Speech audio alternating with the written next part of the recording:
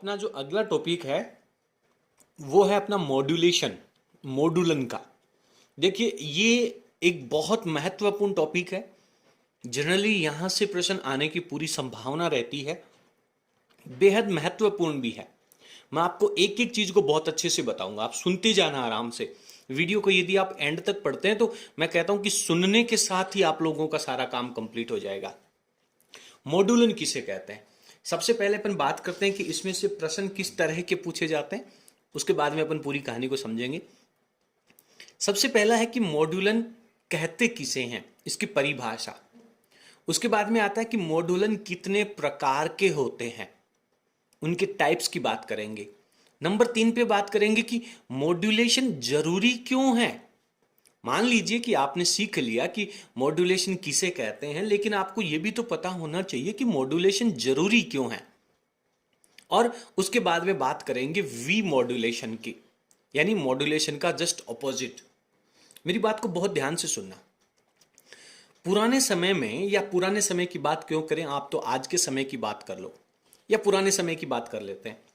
तो कहीं भी जब मैसेज को बहुत दूर तक एक आदमी जाकर के देता है, मोबाइल के द्वारा बात नहीं कर रहे हैं, पर कोई सिग्नल है, कोई संदेश है, कोई राजा का संदेश हुआ करता था, वो जब दूसरे देश के या दूसरे राज्य के राजा को भेजा जाता था तो उसका जो एक दूत होता था, उसका जो एक प्रतिनिधि होता था, वो जाकर के उसका मैसेज दे के आता था। तो अब वो जो व्यक्ति है जो संदेश लेके जा रहा है, वो तो इतनी दूर तक पैदल तो नहीं जा सकता ना। जैसे आज के जमाने में आप लोग कहीं 100 किलोमीटर अगर आपको कोई कागज दे के आना है तो आप पैदल तो नहीं जा सकते ना। तो इसके लिए पैदल क्यों नहीं जा सकते, पैदल जा तो सकते हैं, लेकिन उसके लिए आपको ज्यादा समय लगेगा। जैसे जैसे आप चलते जाओगे वैसे वैसे आपकी एनर्जी लॉस होती जाएगी, कम होती जाएगी। तो इसके लिए पुराने समय में लोग घोड़े को वाहन के रूप में काम में लेते थे। क्लियर है? आज के समय में आप लोग मोटर गाड़ियों को वाहन के रूप में अपन काम में लेते हैं।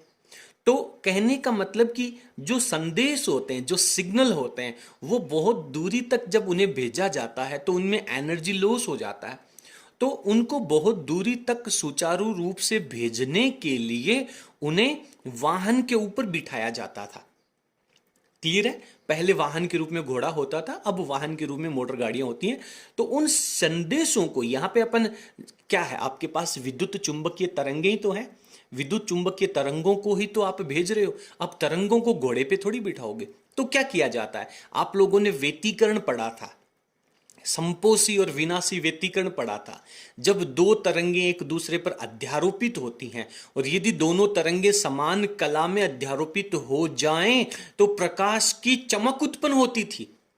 तो उसी तरीके से आपको क्या करना है कि जिस सिग्नलों को, संदेशों को भेजना है, उनको किसी दूसरी वाहन तरंग के रूप में, जिसे अपन वाहक तरंग कहेंगे, वाहक तरंग के ऊपर उनको अध्यारोपित किया जाएगा। क्लियर है? तो वाहक तरंग के ऊपर उनको अध्यारोपित करने से उनकी एनर्जी बढ़ जाएगी और वो बहुत ज्यादा दूरी तक जा पाएंगे। तो संदेश संकेतों को वाहक संकेतों के ऊपर, वाहन नहीं बोलेंगे अपन, वाहक बोलेंगे, वाहक संकेतों के ऊपर जब अध्यारोपित कर दिया जाता है, यानी मैसेज ने ले जाने वाले को वाहन के ऊपर बिठा दिया जाता है, तो इस प्रोसेस को मॉड्यूलन कहते हैं। सिंपल है यार, दो शब्द काम में आने चाहिए। एग्जामिनर को केवल दो शब्द चाहिए, पहला है संदेश संकेत और दूसरा है वाहक संकेत। संदेश संकेतों को वाहक संकेतों के ऊपर अध्यारोपित करना है, इस पूरी प्रोसेस को मॉड्यूलन कहते हैं। बात खत्म। क्या इसमें इतनी बड़ी कहानी है? देखिए, पढ़िए, परिभाषा पढ़ते हैं कि वह प्रक्रिया जिसके द्वारा, ऐसी प्रोसेस जिसके द्वारा जो सूचना संकेत होते हैं, संदेश संकेत अपन जिसे कहते हैं, उनको वाहक संकेतों पर अध्यारोपित किया जाता है, बिठाया जाता है। इस प्रक्रिया को मॉड्यूलन कहते हैं। कंप्लीट मॉड्यूलन की डेफिनेशन आपसे पूछी जानी है या फिर वी मॉड्यूलन की डेफिनेशन भी पूछी जा सकती है। यहां पे आप कर क्या रहे हो, सूचना संकेत और वाहक संकेतों को मिला रहे हो। अब मेरी बात सुनो, घोड़े पे बिठा दिया, तुम गाड़ी पे बैठ गए, जहां जाना है वहां पहुंच भी गए। अरे लेकिन आगलन पाछा मैसेज जब आप सुनाओगे, वो जो राजा का संदेश है वो जब दोगे, तो घोड़े पर बैठे बैठे दोगे क्या? या फिर पहले नीचे उतरोगे, राजा के दरबार में जाओगे, या फिर गाड़ी पे जा रहे हो तो गाड़ी से नीचे उतरोगे, गाड़ी को बाहर पार्क करोगे, फिर अंदर जाओगे? नहीं, सीधा ही घोड़े पे बैठे बैठे हेलो मार दोगा, हाँ भाई अरे तन राजा यहाँ को मैसेज भेजे, आ जाइए तड़का लड़ाई करना, युद्ध करना आ जाइए। हाँ, या फिर गाड़ी में जा रहे हो, गाड़ी पर बैठे बैठे घर आऊँ, नीचे तो उतरे ही को नहीं है, और सीधा ही आगलन कह दियो तड़का मारे ब्याह है आ जाओ, थाने जीमड़ा तो है। या आराम से पहले नीचे उतरोगे, अगले के घर में जाओगे, उसको संदेश सुनाओगे। तो वाहक संकेतों के ऊपर से सूचना संकेतों को मिलाना या अध्यारोपित करना तो मॉड्यूलन है, और इनको वापस अलग अलग करना विमोडुलन है। हाँ भाई, आपको आपके सिग्नल कौन लेके जा रहा है? सिग्नल तो सूचना संकेत ही लेके जा रहा है, वाहक संकेत तो सिर्फ ले जाने का काम करेगा, ये तो अगले के दरवाजे तक ले जाकर के छोड़ देगा। तो फिर इनको वापस अलग अलग तो करो, इनको डिवाइड भी तो करो, इनको अलग अलग विभाजित तो करो। तो इसके लिए क्या करना होगा कि वह प्रक्रिया जिसके द्वारा सूचना संकेत और वाहक संकेतों को अलग अलग किया जाता है, विमोडुलन कहलाता है। क्या बड़ी बात है यार इसमें, ये तो मजा ही आ गया आज तो। हाँ, मॉड्यूलन। अब यहाँ पे दो तीन नाम काम आएंगे, एक दूसरे से मिलते जुलते काम आने वाले हैं। आपको उनको बार बार उनको कंफ्यूज नहीं होना, इसलिए मैं पहले उनको अलग अलग कर देता हूं।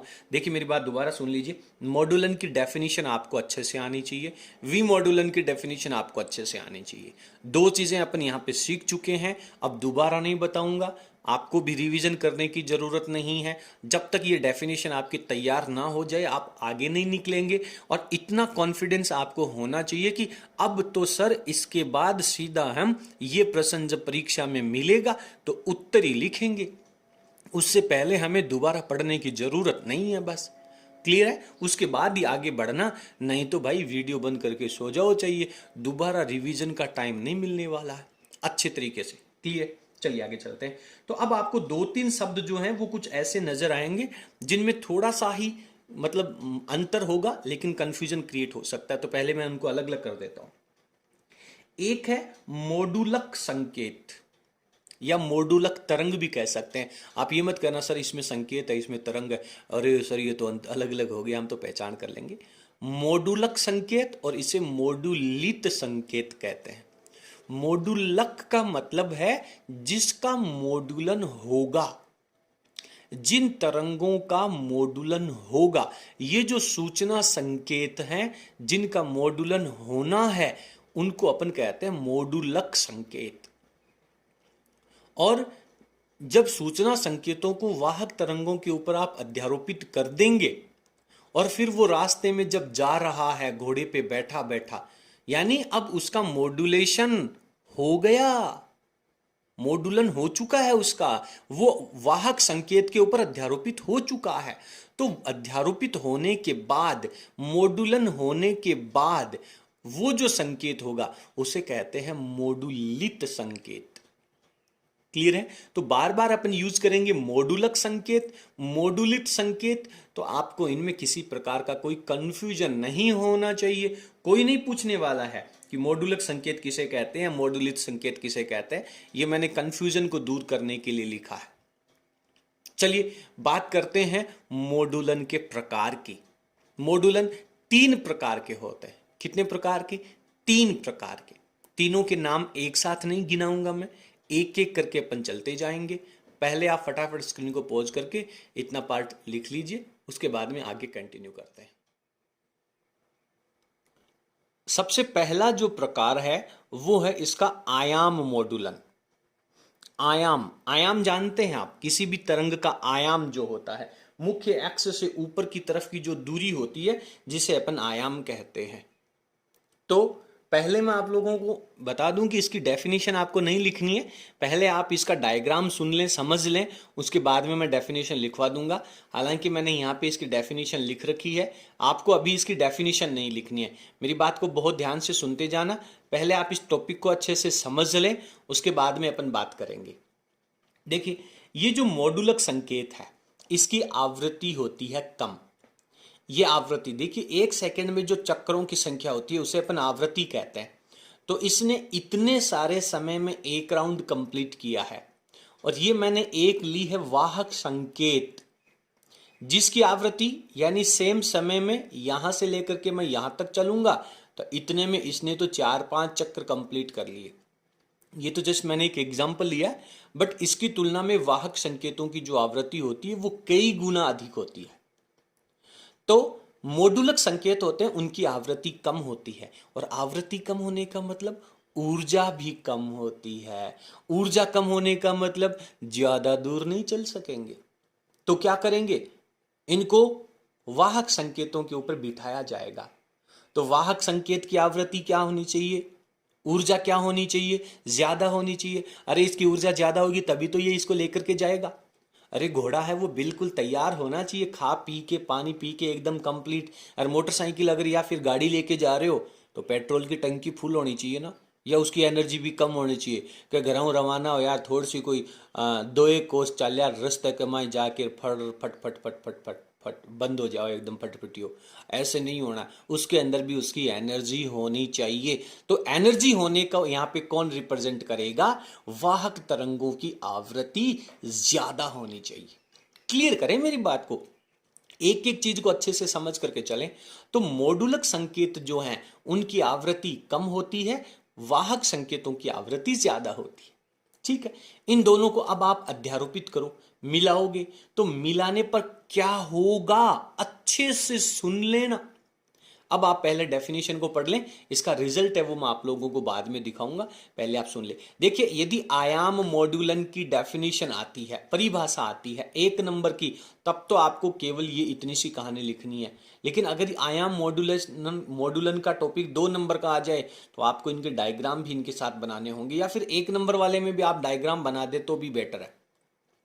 डेफिनेशन पढ़ लेते हैं, थोड़ी बहुत आइडिया लग गया होगा कि जब निम्न आवृत्ति के कौन से संकेत है, निम्न आवृत्ति के मोडुलक संकेत, मोडुलक संकेत मतलब जिनका मोडुलन होना है, ये मोडुलक संकेत। तो जब निम्न आवृत्ति के मोडुलक संकेत का उच्च आवृत्ति के वाहक संकेत पर अध्यारोपण किया जाता है, इन दोनों को अध्यारोपित किया जाएगा। अब चेंज किस में होगा, अरे मेरी बात सुनो, जब आप घोड़े पर बैठ करके जाओगे या फिर कार में बैठ करके जाओगे तो स्पीड कौन बढ़ाएगा, तुम बढ़ाओगी क्या, अरे तुम दौड़ लगाओगे क्या, या बाइक तेज भागेगी या घोड़ा तेज भागेगा, घोड़ा तेज भागेगा, गाड़ी तेज भागेगी। क्लियर है। तो उसी तरीके से क्या होगा कि जब निम्न आवृत्ति के संकेतों को उच्च आवृत्ति के वाहक संकेतों पर अध्यारोपित किया जाएगा तो वाहक तरंग जो है उसका आयाम, किसका आयाम, वाहक तरंग का आयाम, किसका आयाम बदलेगा, वाहक तरंग का आयाम। वाहक तरंग का आयाम मोडुलक तरंग के आयाम के अनुरूप। अरे घोड़े पर बैठ करके तुम भागोगे तो घोड़ा भागेगा, तो घोड़ा, लेकिन भगाएगा कौन, तुम ही तो भगाओगे। हाँ, या फिर तुम्हें जहां धीरे करना वहां पे वो तेज हो जाए, जहां पे तुम्हें तेज करना वहां पे वो धीरा हो जाए। हाँ, फिर तो गड़बड़ हो जाएगी ना। अरे गाड़ी को तुम्हें जहां भगाना वही तो भागनी चाहिए ना। तो वाहक तरंग के आयाम में चेंज होगा, पर किसके अनुसार, मोडुलक संकेत के आयाम के अनुसार चेंज होगा। बहुत इंपॉर्टेंट लाइन है, वाहक तरंग का आयाम मोडुलक तरंग के आयाम के अनुसार परिवर्तित होता है। इस प्रक्रिया को आयाम मॉड्यूलन कहते हैं। अब देखिए इसका रिजल्ट आपको मैं यहां पे दिखाता हूं, सुनते जाना। डेफिनेशन बाद में लिख लेना, बाद में उतार लेना, पहले आप बेटा इनको अच्छे से समझ लो भाई। समझ लो, मेरी बात को ध्यान से सुनो। देखो, ये मोडुलक संकेत है, इसके आयाम के अनुसार वाहक तरंग का आयाम चेंज होगा, बट वाहक तरंग की आवृत्ति चेंज नहीं होगी। मेरी बात को ध्यान से सुन लेना, वाहक तरंग के आयाम में परिवर्तन होगा, ये जो इसका आयाम है इसमें परिवर्तन होगा, पर इसके जो चक्रों की संख्या है, आवृत्ति है, उसमें चेंजेस नहीं होगा। तो क्या होगा, ध्यान से सुने, ये मोडुलक संकेत है। मोडुलक संकेत जहां पे पॉजिटिव आयाम है वहां इस वाहक तरंग का आयाम भी बढ़ेगा, और जहां पे इस मॉडुलक तरंग का आयाम नेगेटिव है वहां इसका आयाम मिनिमम हो जाएगा। अगेन जहां मॉडुलक संकेत का आयाम पॉजिटिव है वहां इसका आयाम बढ़ जाएगा। देखिए ये मॉडुलक संकेत का आयाम पॉजिटिव है तो धीरे धीरे बढ़ता बढ़ता बढ़ती हुई वैल्यू यहां पे आते आते मैक्सिमम हो गई।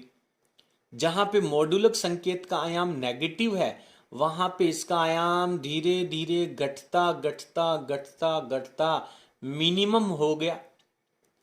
उसके बाद जहां मॉडुलक संकेत का आयाम अधिकतम है वहां पर वाहक तरंग का आयाम फिर बढ़ता बढ़ता बढ़ता अधिकतम हो गया। ऐसे नहीं है कि हर कहीं बढ़ा दिया हर कहीं घटा दिया, गड़बड़ हो जाएगी। हाँ, मेरे जैसा एग्जामिनर आ गया ना तो रड़क निकाल देगा। इसलिए ध्यान से सुनना, हर एक चीज को लॉजिकल पढ़ना है, ठीक है। फिर वापस मॉडुलक संकेत का आयाम कम हो गया तो इनका आयाम भी धीरे धीरे धीरे धीरे कम हो गया, बस इस तरीके से। और अब आप इसको आउटर लाइन से ड्रॉ और कर दो। आपको बोर्ड एग्जाम में रेड पेन यूज नहीं करना है, आप अधिकतम ब्लू के साथ ब्लैक यूज कर सकते हो, अधिकतम, बस उसके अलावा यूज नहीं करना है। तो ये आयाम मॉडुलित तरंग, देखो क्या लिखा हुआ है, मॉडुलित, यानी जिसका मॉडुलेशन कंप्लीट हो चुका है। तो ये आयाम मॉडुलन का टॉपिक केवल मात्र इतना सा है। 1 नंबर का प्रश्न आए या 2 नंबर का प्रश्न आए, इतना आपको लिखना होगा। फटाफट स्क्रीन को पॉज करके और अच्छे से इसे लिख लें, समझ लें, याद कर लें। अगर आपको वीडियो पसंद आया तो प्लीज लाइक जरूर कर देना यार। आगे चलते हैं। अरे यारो, इतनी मेहनत तो मेरे हिसाब से तुम लोगों ने नहीं करी होगी। कितने मतलब मेहनत करके तो मैंने अपने हाथ से नोट्स लिखे हैं सिर्फ तुम लोगों के लिए, कि तुम्हें इस लॉकडाउन के समय में थोड़ा सा सपोर्ट मिल जाए। और तुमने मेहनत क्या नहीं करी होगी, इतनी मेहनत तो जब मैं खुद 12वीं क्लास में पढ़ता था तब मैंने भी नहीं करी होगी क्या। इसलिए इतनी मेहनत करिए, एक लाइक तो बनता है, ठीक है। तो मॉडुलन के प्रकार में जो पहला प्रकार था वो था आयाम मॉडुलन। अब नंबर 2 पे आता है आवृत्ति मॉडुलन। क्या आता है, आवृत्ति मॉडुलन। इसमें क्या बदलेगी, आवृत्ति बदलेगी। आयाम मॉडुलन में क्या बदल रहा था, आयाम। इसमें क्या बदलेगी, आवृत्ति। किसकी बदलेगी, वाहक तरंग की। किसके अनुसार बदलेगी, मॉडुलक तरंग के अनुसार बदलेगी। क्लियर है ना। चलिए डेफिनेशन पढ़ते हैं कि जब वाहक तरंग संकेत की आवृत्ति, देखिए अब क्लियर कट लिखेंगे अपन, ज्यादा लंबी चौड़ी कहानी नहीं लिखेंगे। जब वाहक तरंग संकेत की आवृत्ति किसके अनुसार, मॉडुलक तरंग संकेत के आयाम के अनुसार बदलेगा। किसके अनुसार, आयाम के अनुसार बदलेगी। क्या, आवृत्ति। किसकी बदलेगी, वाहक तरंग की। कौन सी तरंग के अनुसार, मॉडुलक तरंग के अनुसार। लेकिन फिर बदलेगा क्या नहीं, वाहक तरंग की आवृत्ति तो बदल गई लेकिन क्या नहीं बदलेगा, अब की बार आयाम नहीं बदलेगा। दोबारा पढ़ता हूं मैं कि जब वाहक तरंग संकेत की आवृत्ति मॉडुलक तरंग संकेत के आयाम के संगत परिवर्तित होती है परंतु आयाम अपरिवर्तित रहता है। वाहक तरंग की केवल आवृत्ति बदलेगी, आयाम नहीं बदलेगा। आवृत्ति परिवर्तित हो जाएगी, आयाम अपरिवर्तित रहेगा। इसे आवृत्ति मॉडुलन कहते हैं। कंप्लीट डेफिनेशन हो गई। अब इसके डायग्राम की बात आती है तो ऊपर वाले जो डायग्राम आपने देखे हैं उसको एक बार अपने कॉपी में दोबारा देखो। ऊपर वाले डायग्राम देखो, 3 भाग लिखे थे ना, वाहक तरंग, उसके बाद में मॉडुलक तरंग। वो दोनों डायग्राम आपको इसके साथ भी बनाने हैं। मैंने नहीं बनाए हैं लेकिन आपको बनाने हैं। कब बनाने हैं, यदि आयाम मॉडुलन आवृत्ति मॉडुलन एक साथ आ जाएं तब तो उनको दोबारा बनाने की जरूरत नहीं है, ऊपर बना दिया चल जाएगा। लेकिन केवल आयाम मॉडुलन ना पूछ करके सिर्फ आवृत्ति मॉडुलन पूछ ले अकेला, दैट टाइम आपको वाहक तरंग और मॉडुलक तरंग दोनों बनाने होंगे और उसके साथ इनका रिजल्ट भी बनाना होगा। रिजल्ट में क्या है, ध्यान से सुनना, जहां पर मोडुलक तरंग का आयाम धनात्मक था वहां पर इसकी आवृत्ति, देखिए पहले तो आप इसको अच्छे से एक बार देख लीजिए, विश्लेषण कर लीजिए, क्या आपको ऐसा नजर आ रहा है कि इसकी आवृत्ति बदल रही है? कहीं पर इसकी आवृत्ति धीरे धीरे बढ़ रही है, फिर आवृत्ति धीरे धीरे कम हो रही है, फिर आवृत्ति धीरे धीरे पुनः बढ़ रही है। आवृत्ति का मतलब क्या होता है, एक सेकंड में लगाए गए चक्रों की संख्या। फिर आवृत्ति कम हो रही है, फिर आवृत्ति बढ़ रही है, बट आयाम हर स्थिति में बराबर चल रहा है। जहां पर मोडुलक तरंग का आयाम धनात्मक होगा उसके नीचे आवृत्ति बढ़ जाएगी, और जहां आयाम नेगेटिव होगा वहां आवृत्ति कम हो जाएगी, जहां आयाम पॉजिटिव होगा वहां पुनः आवृत्ति बढ़ जाएगी। तो इसे कहते हैं आवृत्ति मोडुलित संकेत, आवृत्ति मोडुलित संकेत। ठीक है, ये लीजिए, आवृत्ति मोडुलित संकेत कहते हैं इसे, अच्छे से क्लियर कर लेना। ठीक है, तो ये डायग्राम आपको बनाना है। अगर एक साथ सारे टॉपिक्स आ जाएं तो बार बार आपको वाहक संकेत और मॉडुलक संकेत बनाने की जरूरत नहीं है। आप इसको इतना लिख लेना। नंबर 3 में आता है कला मॉडुलन, नंबर 1 पे आयाम मॉडुलन, नंबर 2 पे आवृत्ति मॉडुलन, और नंबर 3 में कला मॉडुलन। ठीक है, तो अब की बार क्या चेंज होगा, कला कोण चेंज होगा, किसका, वाहक संकेत का, किसके अनुसार, मॉडुलक संकेत के आयाम के अनुसार, बात खत्म। और ये जो कला मॉडुलन है वो आपको लगभग आवृत्ति मॉडुलन के जैसा ही प्रतीत होता है। तो इसका जब आप डायग्राम बनाएं, एक बार आप इस टॉपिक को बुक से कंसल्ट कर लेना, बुक में से एक बार आप लोग देख लेना, आपको आइडिया लग जाएगा। तो कला मॉडुलन के साथ में आप एग्जैक्टली इसके जैसा डायग्राम ही ड्रॉ करेंगे। मैं आपको बता देता हूं, मैंने डायग्राम ड्रॉ नहीं किया है, आप बुक की मदद ले सकते हैं। परिभाषा लिखते हैं, देखिए क्या कह रहा है कला मॉडुलन में, कि जब वाहक तरंग संकेत के कला कोण, किसके, वाहक तरंग संकेत के, क्या आयाम, क्या ना आवृत्ति, ना क्या कला कोण में मॉडुलक संकेत के अनुरूप परिवर्तन होता है। वाहक तरंग के कला कोण में मॉडुलक तरंग संकेत के अनुसार परिवर्तन होता है। इसमें वाहक तरंग की आवृत्ति में मॉडुलक तरंग के आयाम के अनुरूप परिवर्तन होता है। देखो, इसमें वाहक तरंग जो है उसकी आवृत्ति में परिवर्तन नजर आएगा। फील क्या होगा, हालांकि कला कोण में परिवर्तन हो रहा है, लेकिन जब आप इसको बाहर से देखेंगे तो आपको आवृत्ति परिवर्तित होती नजर आएगी। एग्जैक्टली इसके जैसा ही डायग्राम बनने वाला है। इसमें वाहक तरंग की आवृत्ति में मॉडुलक तरंग के आयाम के अनुरूप परिवर्तन प्रतीत होता है, फील होता है, लगता है ऐसा जैसे इसकी आवृत्ति में परिवर्तन हो रहा हो। इसे कला मॉडुलन कहते हैं। तो इसके साथ ही मॉड्यूलेशन के जो तीनों टाइप हैं वो आपके यहाँ पे कंप्लीट हो जाते हैं। आप वीडियो की स्क्रीन को पॉज करके इन डेफिनेशंस को अच्छे से लिख लें, पढ़ लें, समझ लें और याद कर लें। चलिए आगे चलते हैं। अब हम बात करेंगे कि मॉड्यूलन की आवश्यकता क्या है, क्यों आवश्यक है मॉड्यूलन। अगर अपन मॉड्यूलन नहीं करेंगे तो क्या हो जाएगा, मॉड्यूलन करने के फायदे क्या क्या हैं। तो कभी कभार इस तरह का एक प्रश्न है वो बोर्ड एग्जाम के अंदर डाल दिया जाता है कि मॉड्यूलन की आवश्यकता क्यों है। इसके वैसे तो बड़ा प्रश्न आने की संभावना नहीं रहती है, और इसके जो 3 हेडिंग्स हैं, जो मुख्य हेडिंग है वो आप लोगों को याद कर लेनी चाहिए।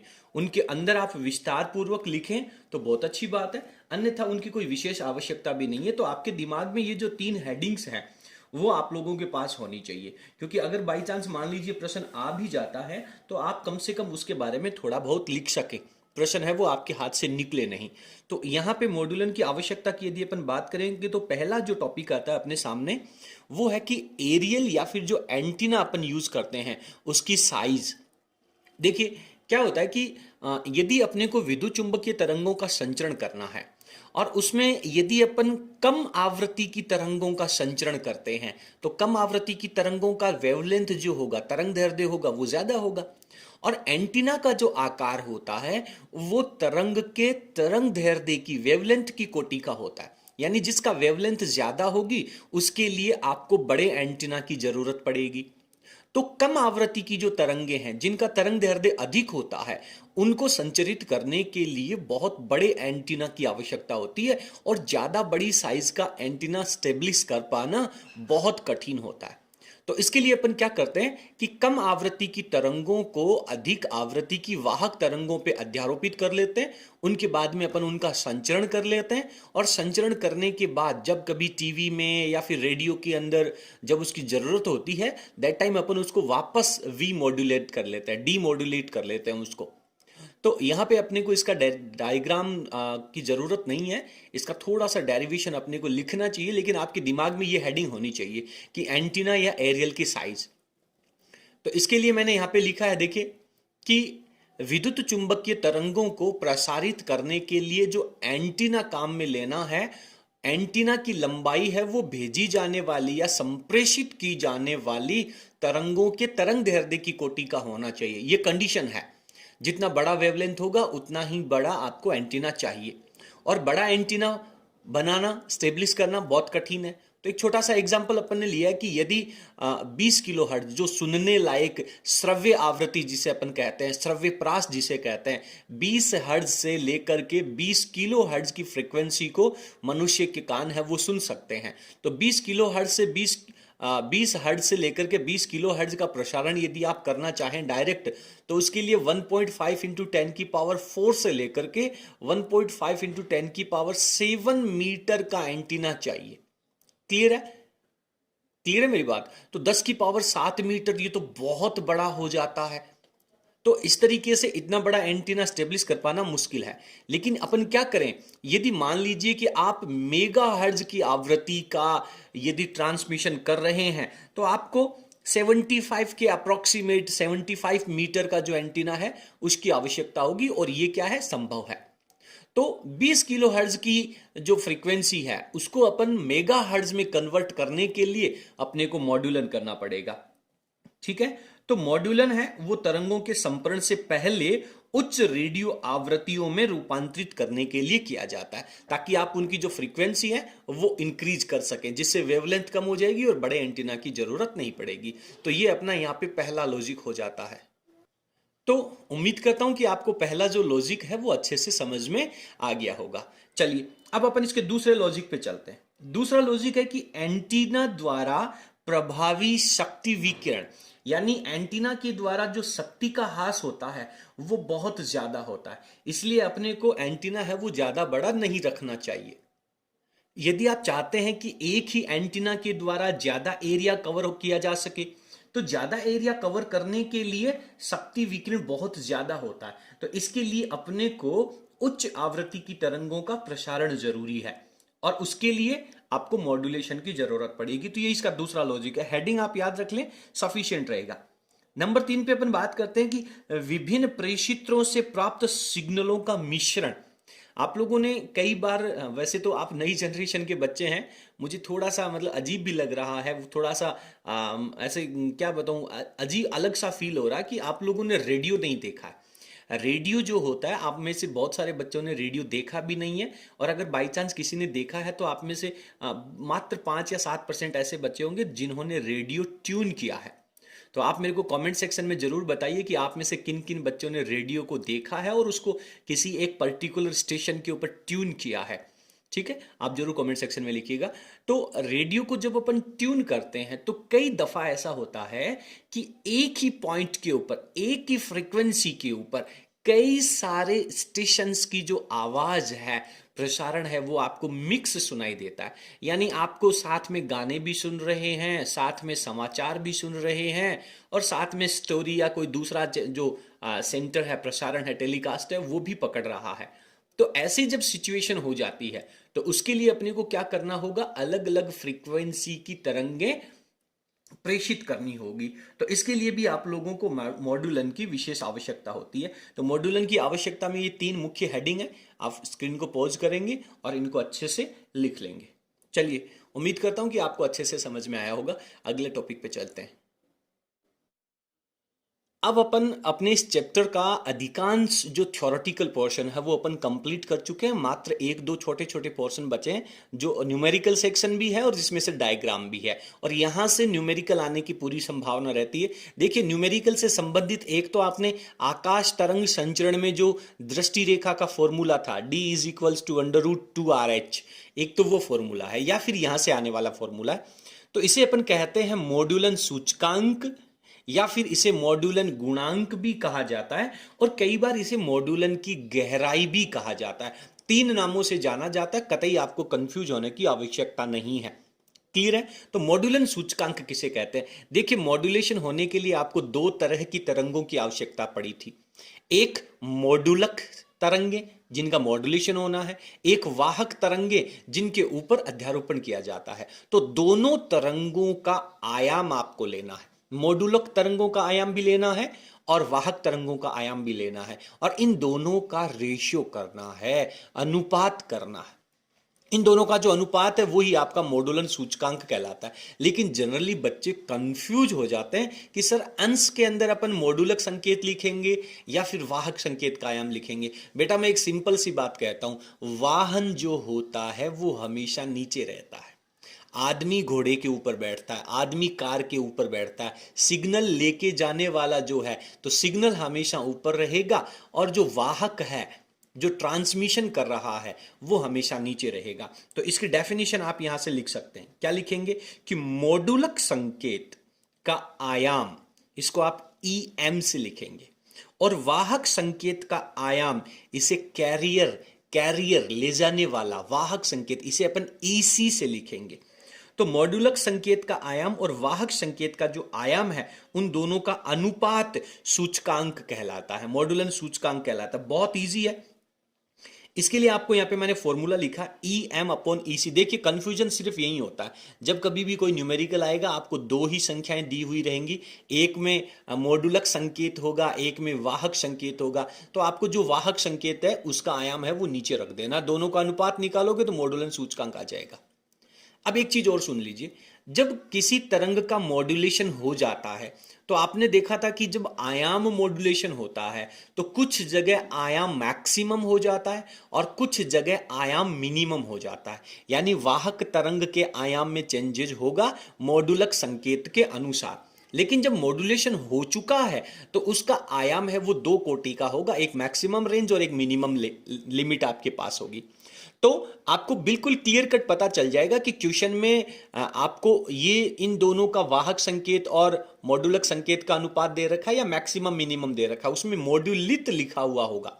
ठीक है, तो उसकी जो रेंज होगी उसमें आपको क्या करना है, मैक्सिमम आयाम माइनस मिनिमम आयाम अपॉन मैक्सिमम आयाम प्लस मिनिमम आयाम, इन दोनों का जो रेशियो होगा वो आपका मॉड्यूलन सूचकांक कहलाएगा। तो इस फॉर्मूले के द्वारा भी इसे कैलकुलेट किया जाता है। तो दोनों फॉर्मूले आप लोगों को अच्छे से तैयार करने, आगे चल करके अपन वीडियो के एंड में कुछ एग्जांपल्स के बारे में भी चर्चा करेंगे, वहां से भी आपको पता चल जाएगा। चलिए, आगे है प्रेषित्र ब्लॉक आरेख। देखिए, अब आपके पास 2 तरह के ब्लॉक आरेख और हैं। एक ब्लॉक आरेख होगा प्रेषित्र यानी भेजने वाले का ब्लॉक आरेख, और एक होगा रिसीवर का, अभिग्राही का ब्लॉक आरेख, जो सिग्नल को प्राप्त करेगा। देखिए, भेजने वाले का जब ब्लॉक आरेख बनाएंगे तो एंटीना सबसे एंड में होगा। समझिए, इस बात को फील कीजिए कि कहीं रेडियो स्टेशन से कोई सिग्नल भेजा जाता है तो पहले सिग्नल को अच्छे से तैयार किया जाता है, आफ्टर दैट उसे एंटीना तक पहुंचाया जाता है, और एंटीना से फिर वो आकाश में संचरित हो जाता है। और जब आपके घरों में आप सिग्नल को रिसीव करते हैं, जैसे आपके घर में डिश का कनेक्शन होगा, तो जो आने वाला सिग्नल है वो पहले आपके टीवी पे पहुंचता है या फिर आपके डिश एंटीना पे पहुंचता है? डिश एंटीना पे पहुंचता है, ऑब्वियसली डिश एंटीना पे पहुंचता है। तो जब आप रिसीवर का ब्लॉक आरेख बनाएंगे, दैट टाइम सबसे पहले आप अभिग्राही का एंटीना बनाएंगे। तो यहां पर आपके पास 2 तरह के ब्लॉक आरेख बनेंगे, एक प्रेषित्र का ब्लॉक आरेख और एक अभिग्राही का ब्लॉक आरेख। किस तरह से प्रश्न पूछा जाता है अपन चर्चा करेंगे। तो सबसे पहले अपन प्रेषित्र का ब्लॉक आरेख पढ़ते हैं। यह आपके पास कोई संदेश संकेत है EM, जिसे आपने तैयार कर लिया। इसके बाद में अब आप इसका अध्यारोपण करेंगे किसके ऊपर? वाहक संकेत के ऊपर। जब आप इसे वाहक संकेत के ऊपर अध्यारोपित करेंगे तो इसका आयाम मॉडुलन होगा। तो यहां पे क्या लगा हुआ है? आयाम मॉडुलक लगा हुआ है, यानी ये आयाम मॉड्यूलेशन करेगा। जब मॉड्यूलेशन हो जाएगा, तरंग आगे निकलेगी, तो फिर उसकी शक्ति को और ज्यादा इंक्रीज कर दिया जाता है एम्पलीफायर लगा करके। तो इसे शक्ति प्रवर्धक कहते हैं। और उसके बाद में इन तरंगों को एंटीना के पास भेज दिया जाता है और फिर एंटीना से ये आगे के लिए निकल जाती हैं, अभिग्राही तक पहुंचने के लिए, अपने रास्ते के लिए निकल जाती हैं। तो ये प्रेषित्र का ब्लॉक आरेख आपको अच्छे से तैयार करना होगा। इसके बाद में बात करते हैं अपन अभिग्राही का ब्लॉक आरेख। पहले आप वीडियो की स्क्रीन को पॉज कर लें और जितना मटेरियल आपको नजर आ रहा है उसको अच्छे से लिख लें, समझ लें। उसके बाद में आगे चलते हैं। अब अपन अभिग्राही के ब्लॉक आरेख की चर्चा करेंगे। तो अभिग्राही के ब्लॉक आरेख में सबसे पहले आपके पास अभिग्राही एंटीना होगा। इस एंटीना के ऊपर सिग्नल रिसीव होंगे। रिसीव होने के बाद में रास्ते में फिर भी कुछ एनर्जी का लॉस हो गया इन सिग्नल का, तो आप इनको प्रवर्धक लगाएंगे। प्रवर्धक लगाने से क्या होंगे? ये सब वापस इंक्रीज हो जाएंगे, ठीक है। इनकी एनर्जी लेवल फिर इंक्रीज हो जाएगा। उसके बाद में आप यहां पे IF प्रावस्था लगाते हैं। इसकी डीप में जाने की आपको आवश्यकता नहीं है, आपको केवल इसका नाम याद करना है, पढ़ना पड़ेगा, समझना पड़ेगा, याद करना पड़ेगा। यहां पे IF प्रावस्था है, ये बेसिकली क्या करता है कि उन सिग्नल्स को डिवाइड कर लेता है।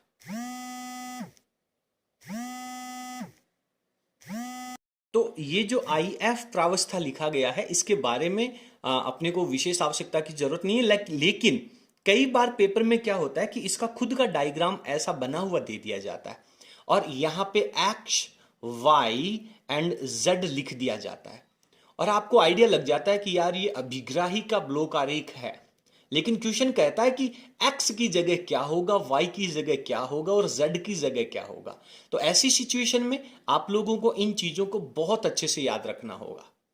अब IF प्रावस्था के बाद में आगे V मॉड्यूलेशन करने के लिए एक संसूचक लगा होता है, जो कि आपने जैसे स्टार्टिंग में मॉड्यूलेशन किया था, अब आपको V मॉड्यूलन करना है। उसके बाद में फिर भी उसकी एनर्जी और लॉस हो जाती है, तो एनर्जी को इंक्रीज करने के लिए प्रवर्धक लगा दिया जाता है। जैसे अपन अपने घर से निकलने से पहले या अपने घर में जब कोई मेहमान आता है तो सबसे पहले अपन पानी का पूछते हैं ना, जिससे क्या होता है कि जब वो रास्ते में चल करके आ रहा है, डिहाइड्रेशन हो गया या थक गया, तो थोड़ी सी उसका जो एनर्जी लेवल है वो इंक्रीज होता है। इसलिए आते ही इन तरंगों को पानी पिलाया जाता है, इनको इंक्रीज किया जाता है और फिर जब ये सारी बातचीत हो जाती है, इसके बाद में अगेन यहाँ पे इनको इंक्रीज किया जाता है। और उसके बाद इस प्रवर्धक के बाद में ये आपका जो रेडियो है या टेलीविजन है उस तक इन सिग्नल्स को भेज दिया जाता है, फिर वो वहां पे डिस्प्ले हो जाता है। तो ये आपके पास अभिग्राही का ब्लॉक आरेख आपको बहुत अच्छे से पढ़ना चाहिए। स्क्रीन को पॉज करके इसका डायग्राम। चलिए अब अपन एग्जाम्पल नंबर 4 की बात करते हैं। एग्जाम्पल आप लोगों को अपनी बुक में मिल जाएगा, अदरवाइज मैं पढ़ करके सुना देता हूं।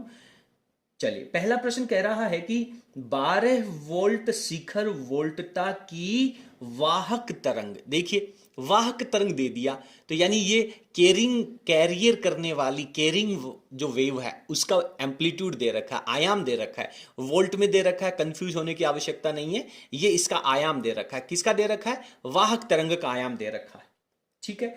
संकेतों का उपयोग किसी सिग्नल के प्रेषण के लिए किया जाता है। मॉड्यूलन सूचकांक 75% है। तो मॉड्यूलन सूचकांक का मतलब है आपको म्यू की वैल्यू दे रखी है 75%। मॉड्यूलन सूचकांक दे रखा है, मॉड्यूलन गुणांक दे रखा है, मॉड्यूलन की गहराई दे रखी है, ठीक है। तो ये 75% है, तो 100% का निशान हटा दें। हटाने के लिए क्या करते हैं यार? आप लोगों ने गणित में छोटी कक्षाओं में पढ़ा होगा, 75 का प्रतिशत हटाने के लिए अपन डिवाइड में 100 कर देते हैं। अब आप जब इसे 100 से डिवाइड करके सॉल्व करेंगे तो म्यू की जो वैल्यू है वो 3/4 आ जाती है। तो ये म्यू के बराबर में रख देंगे। और आपसे आगे पूछ रहा है मॉड्यूलन सूचकांक, मॉड्यूलक सिग्नल की शिखर वोल्टता, EM की वैल्यू आपको चाहिए। तो यहां पे मैं लिख देता हूं EM के आगे क्वेश्चन मार्क लगा देता हूं। तो अभी ये मॉड्यूलन से पहले की कहानी कह रहा है, तो म्यू का फॉर्मूला क्या होगा? EM/EC, क्लियर है? तो जब अपन EM और EC का फॉर्मूला यहां पे लगा देंगे तो सबसे पहले म्यू की वैल्यू 3/4 रख दो, EM कैलकुलेट करना वो रख दो, बटा में EC की वैल्यू 12 दे रखी वो रख दो। 12 जब दूसरी तरफ आएगा तो मल्टीप्लाई में, तो आपके पास वैल्यू कितनी आएगी 9 वोल्ट। मात्रक कैसे पता चलेगा?